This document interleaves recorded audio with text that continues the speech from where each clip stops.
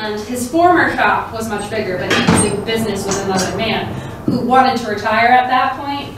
They had 5 forges, and James Driggs said, I do not want to retire, but I also don't want to run a shop of 5 forges by myself. So he downsized to this. The original location of this was on what was called Merrill's Wharf at the time, is now called Homer's Wharf. When it was Merrill's Wharf, it was the largest wharf in New Bedford. Now it's one of the smallest. But the piece of woods that you are standing on was originally part of the wharf.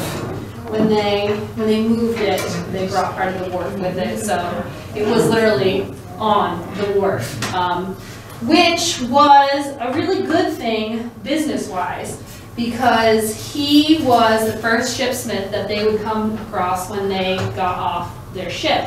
And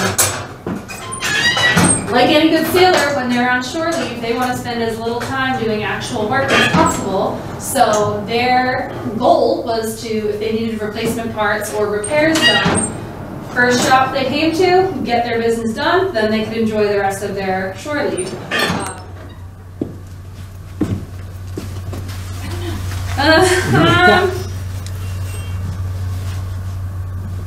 Right now, we're not open, the shop's not open 7 days a week.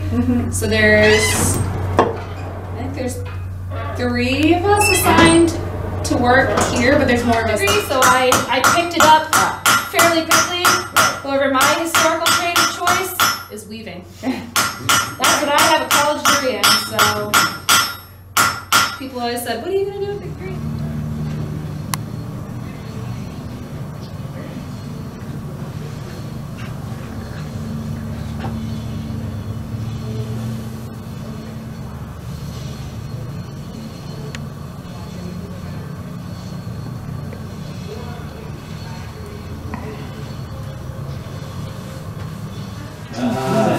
How clever. I know all these things never thought about. I love it. Let's see, what am I forgetting? But we got the splitter and it's not turning.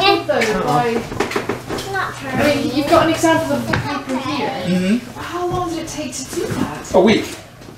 Okay. And to add insult to injury, it wasn't all done here. Okay. So here is a photocopy of an actual 1876 newspaper done by the Mystic Press. Yeah. It was a single sheet of paper, Yeah. printed on both sides. Yes. This was done in New York or in Boston by a major newspaper company.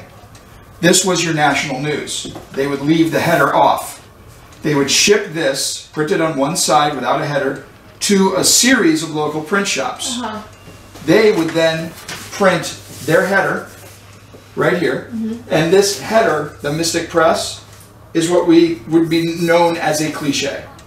Yeah. Okay? We know what a cliche is today. Yeah. When you take words put together as a block, that's a cliche. Oh, yeah. Yeah.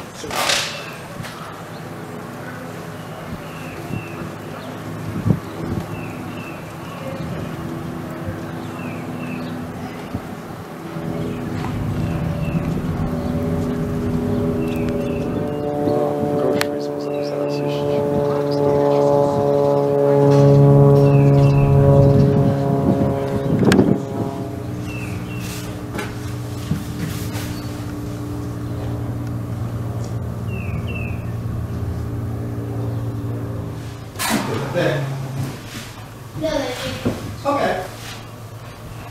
With children having a picnic? What do you say? Something like that. Yes, it says Fine Family Soaps. Yeah, it's really cool when you see copper and fire.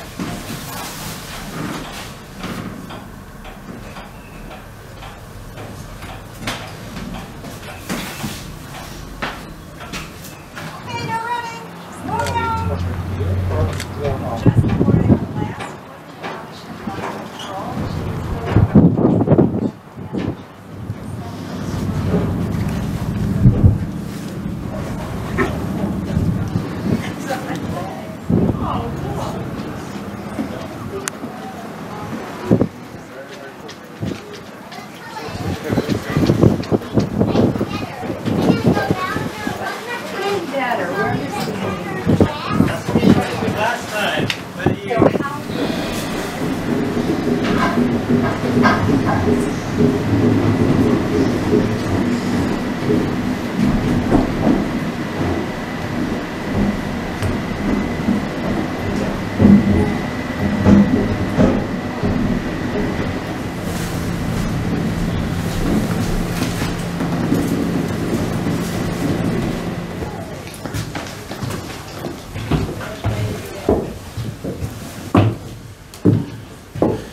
So the cooperage was where barrels were made, and the cooper is the barrel maker. And in a whaling port, the cooper would make a lot of whale oil barrels. Whale oil barrel is 31.5 gallons. Different commodities have different size barrels. Whiskey barrel, I believe, is 42 or 43 gallons, and a wine barrel is 47 gallons. But the Morgan is capable of carrying 3,000 barrels of oil. But it wouldn't have 3,000 individual barrels. A barrel is both an object as well as a measure. So whale oil would be measured in 31.5 gallons.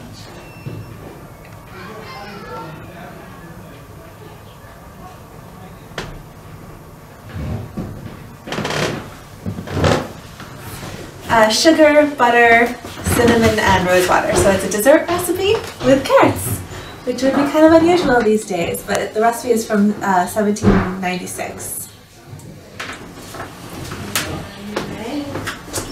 So I wanted to ask you earlier, that come out of our garden? It did. That Already? one did. This was the carrots were in our garden over the winter.